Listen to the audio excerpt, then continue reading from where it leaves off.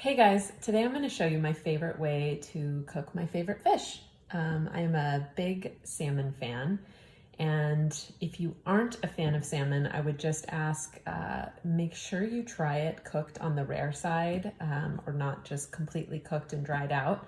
This could pretty much apply to any fish. If you're not a big fan of fish and you've been eating those dried out, overcooked fillets that maybe we ate in our childhood. Not me, of course. Don't worry, Mom. You were a perfect chef.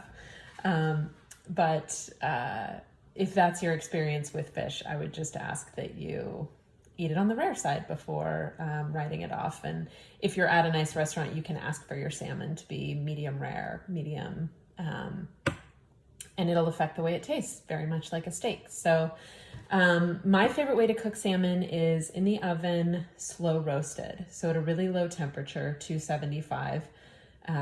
For about 25-30 minutes. And the basic recipe is just a side of salmon, a fillet of salmon, drenched in olive oil in the oven, 275 for 25-30 minutes.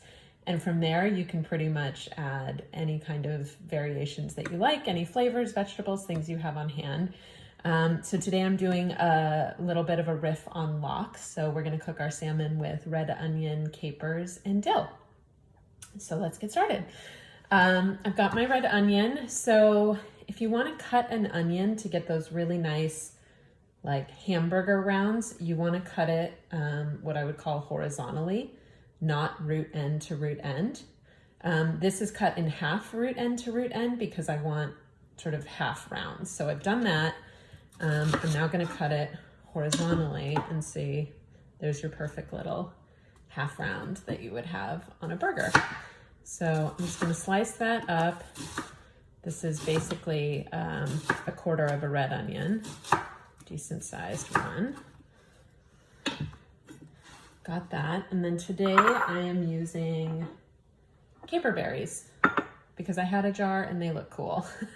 But you could use regular capers, work just as well, like you would on your normal lox and bagels. So I'm just going to take these big guys. You could just scatter them over. I'm just going to give them a little smash to kind of release the seeds a little bit. Make sure that nice briny, salty stuff can get onto our salmon. And then here, I've got my tray of salmon. And I am just going to take olive oil and drizzle it over the top. Now, generally when I'm cooking, roasting meat, I put the veggies and whatever else I'm cooking underneath, like underneath the chicken, underneath the fish. But in this situation, when you're slow roasting, I'm actually using the olive oil a little bit as the cooking medium. So I want to make sure that my salmon is really fairly well drenched and that there's nothing lifting it up out of the olive oil. So I've just got tray, olive oil, salmon, and then I'm going to scatter my red onion over. And I'm gonna want more salt than just these caper berries. So let me grab that.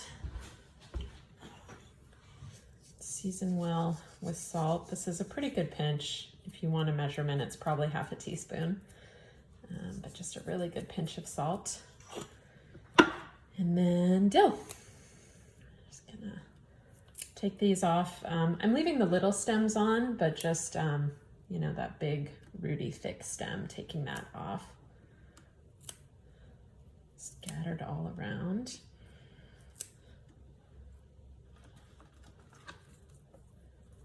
And there you have it, ready to go in the oven.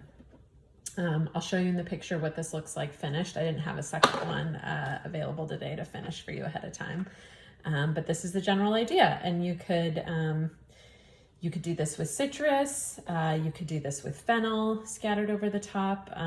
Lots and lots of different options. So I'm just going to throw this in an oven at 275 start with 25 minutes. That should be enough, but you can also go to 30 if it feels like it's not cooked enough for you. Okay, enjoy.